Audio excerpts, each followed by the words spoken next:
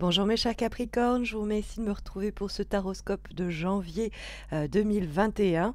Il y a d'ailleurs un horoscope dédié à la question amoureuse pour l'année 2021 qui vous est suggéré ici, qui apparaît tout en haut à droite de votre écran. Et je vais aussi m'occuper de faire un petit aperçu 2021 sur le plan professionnel. Quand ce sera fait, ça apparaîtra également en suggestion en haut à droite de votre écran. Mais recentrons-nous autour de ces énergies de ce début d'année 2021 avec pour démarrer dans les éléments positifs la carte du 8 de bâton. Alors ici c'est la carte 8 d'inspiration puisque j'ai recours au tarot de Muse Tarot qui a un petit peu revisité les lames majeures et mineures du tarot de Marseille, mais c'est bel et bien le 8 de bâton que nous trouvons dans les éléments positifs. Alors ça nous parle des actions à accomplir qui vous seraient bénéfiques, mais éventuellement d'événements qui pourraient surgir et vous être également profitable. Or la carte du 8 de bâton va souvent mettre en lumière une période assez intense où on pourrait d'ailleurs être un petit peu submergé d'actions à mettre en place, de messages envoyés ou tout simplement de messages pour pouvoir répondre à quelques demandes qui nous ont été faites. Parce que le 8 de bâton, c'est vraiment l'idée de se donner les moyens de faire avancer une situation ou d'avancer à titre personnel. Il y a avec le 8 de bâton beaucoup encore qui est suspendu un peu dans les airs, c'est-à-dire que peut-être en décembre avez-vous déjà semé quelques graines et vous attendez que cela prenne en janvier. Peut-être que le mois de janvier en lui-même est une période où vous allez bien contacter certaines personnes, faire certaines demandes et attendre que l'on revienne vers vous. Parce que le 8 de bâton, c'est souvent l'idée qu'on attend des décisions prises par d'autres personnes. Il y a une sorte d'énergie comme ça qui est concentrée dans l'expectative d'une réponse.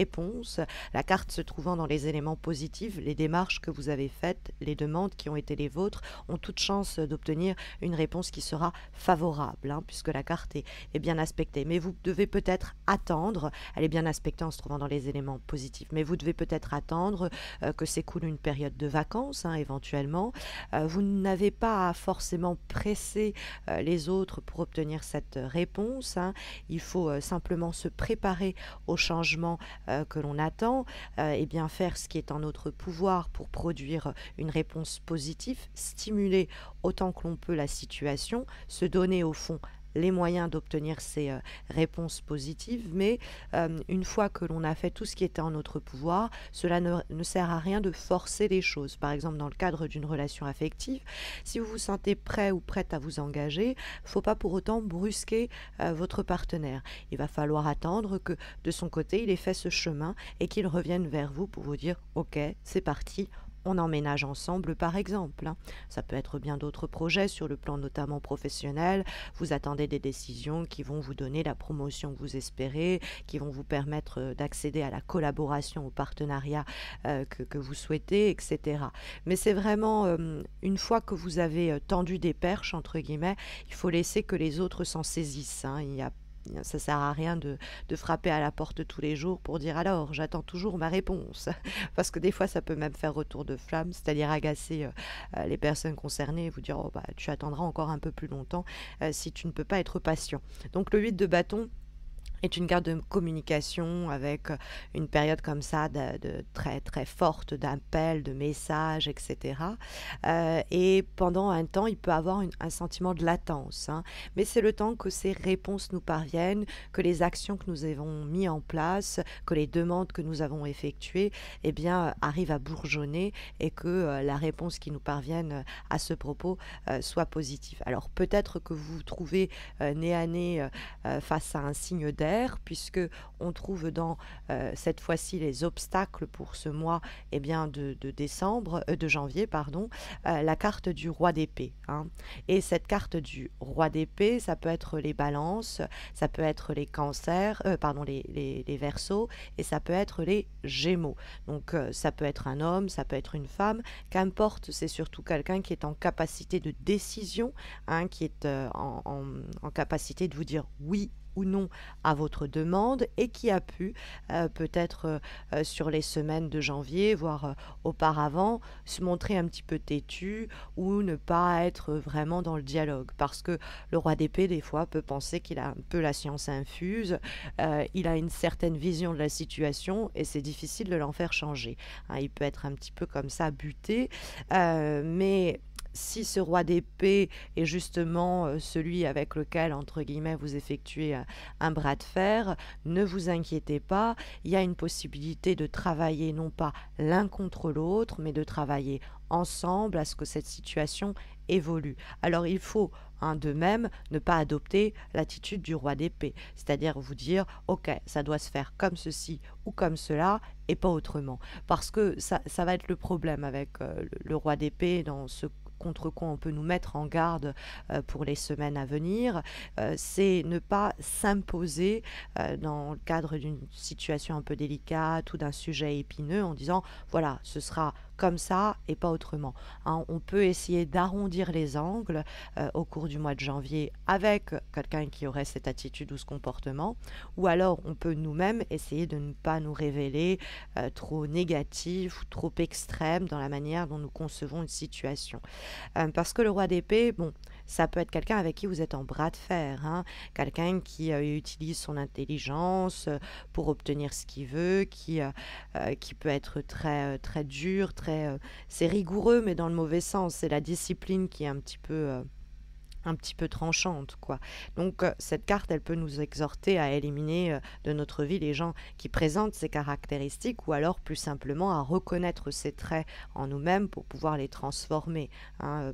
Le roi d'épée, ça peut être ne pas être le roi d'épée, c'est-à-dire ne pas être c'est comme ça et pas autrement, essayer de faire autorité de façon un peu dictatoriale. Et puis si on est face à de telles personnalités, arriver à contourner tout cela et trouver éventuellement un terrain d'entente, en observant peut-être les raisons pour lesquelles cette personne est si tranchée ou tranchante au sujet de cette problématique. Le roi d'épée, ça peut aussi signifier que on pourrait, au cours du mois de janvier, éviter de prendre des décisions dans un domaine particulier de notre vie.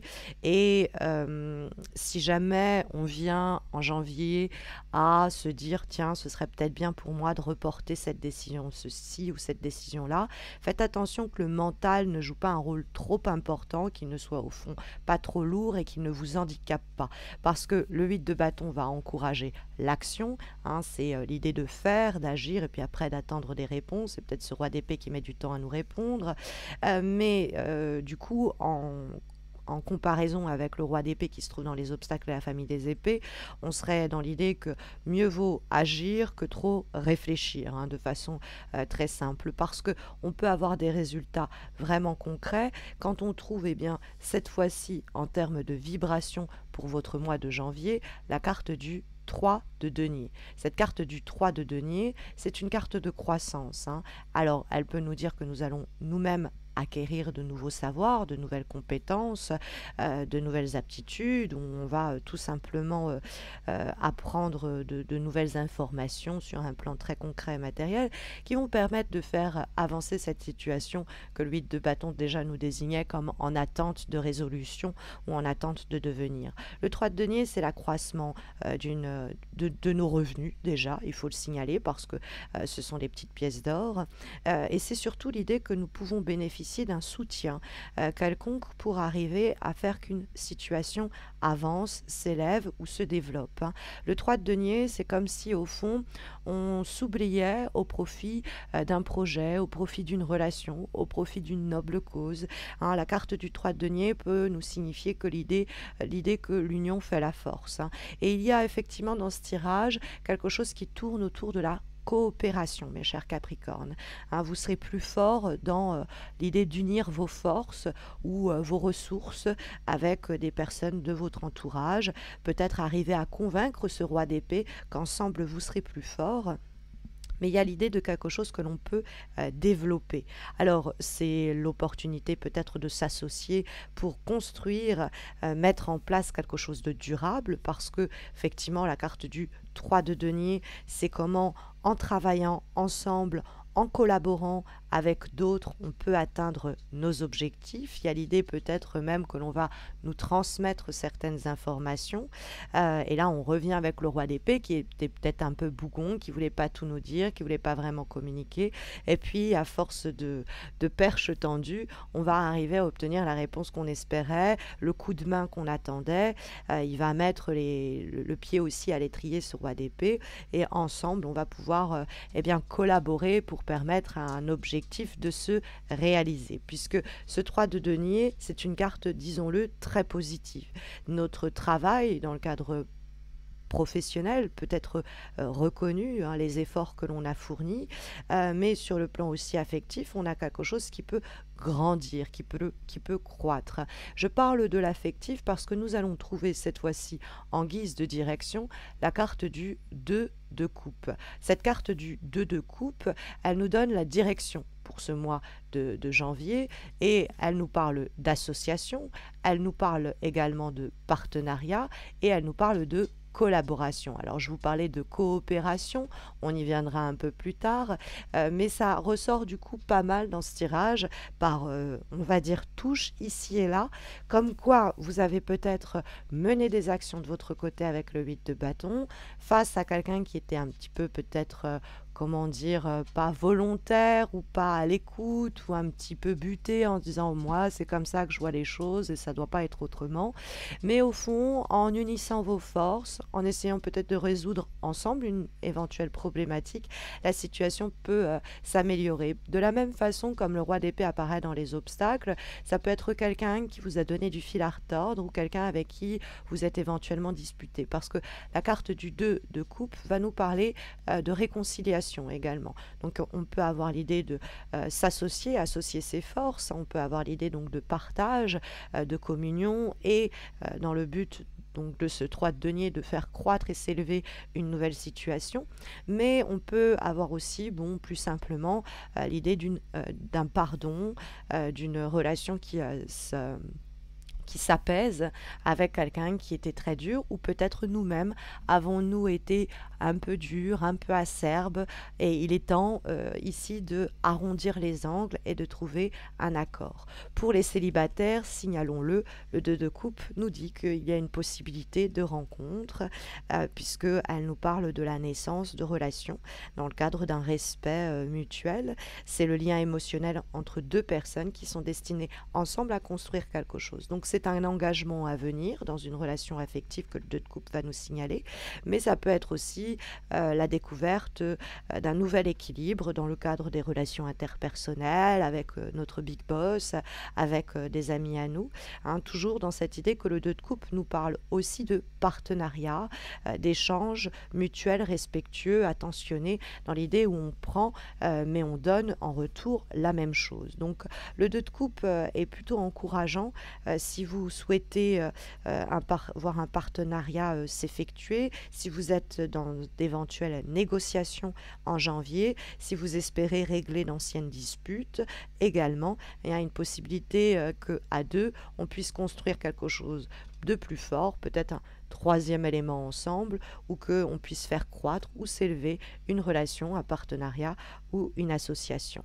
Comme avant-dernière énergie pour ce mois de janvier, mes chers Capricornes, nous avons une lame qui est issue de l'oracle Inner Star, la version en réalité française, et nous avons ici la carte de la paix intérieure.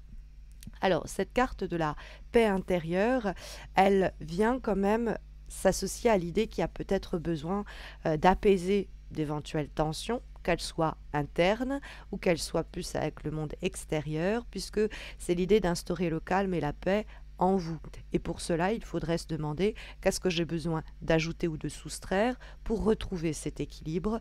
Donc, ça peut être qu'est-ce que je peux faire, le 8 de bâton, pour faciliter les échanges avec ce roi d'épée.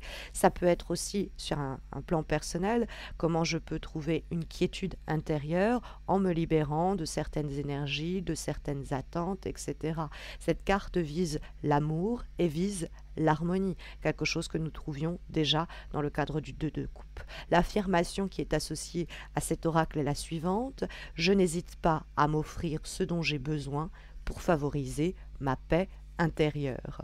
Comme dernière énergie pour ce mois de janvier, nous avons, mes chers Capricornes, une lame issue de l'oracle Le Voyage de Rivatan et ses 12 chats, et nous avons la carte également de la coopération.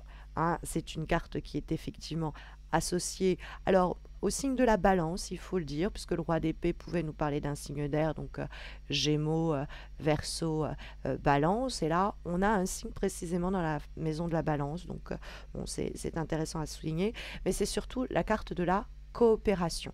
Et donc cette carte de la coopération, elle va nous permettre d'essayer de réfléchir en janvier à apprendre à être à l'écoute de ses propres besoins, mais tout autant que ceux des autres. Et c'est pour ça qu'on vient à l'idée de conciliation, de coopération, de communion, où l'important, c'est pas uniquement ce dont on a besoin, mais comment ce dont on a besoin peut rejoindre, trouver un équilibre avec ce dont notre entourage a également besoin. C'est prendre conscience de nos attentes, mais aussi reconnaître celles des autres. Hein.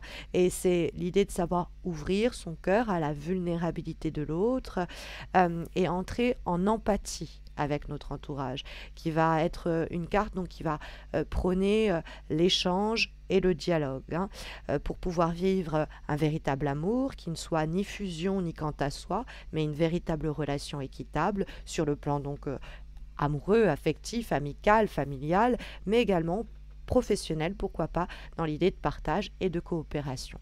Voilà en tout cas les énergies ici sondées par les lames du tarot de Marseille et de ces deux oracles pour vous guider au cours des prochaines semaines de janvier. Comme je vous le disais, vous avez également un horoscope dédié à ce début d'année sur le plan amoureux en 2021. Vous avez une suggestion qui apparaîtra en fin de vidéo. Et je vais également m'occuper de faire un aperçu de 2021 sur la question cette fois-ci professionnelle. Ça viendra, je le pense, en tout début d'année.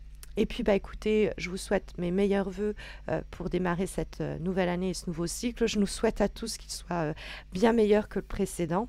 N'hésitez pas à vous abonner à ma chaîne, à laisser un commentaire, à liker la vidéo, à avoir un retour, me fait toujours plaisir. Et n'hésitez pas à me retrouver sur Instagram et Facebook où s'organisent mensuellement 2 concours qui vont permettre de remporter un tirage réalisé par mes soins et permettant de traiter d'une question qui vous préoccupe actuellement. Donc n'hésitez pas à m'y retrouver. Vous avez les liens de mes pages Instagram et Facebook en descriptif de cette vidéo. Je vous souhaite encore une fois un très beau cycle puisque à titre en plus personnel, mes chers Capricornes, vous démarrez doublement ce cycle 2021 et un cycle à titre personnel parce que beaucoup d'entre vous célébreront leur anniversaire. Je vous souhaite le meilleur pour cette année. Prenez bien soin de vous et prenez bien soin les uns des autres. À très vite, j'espère.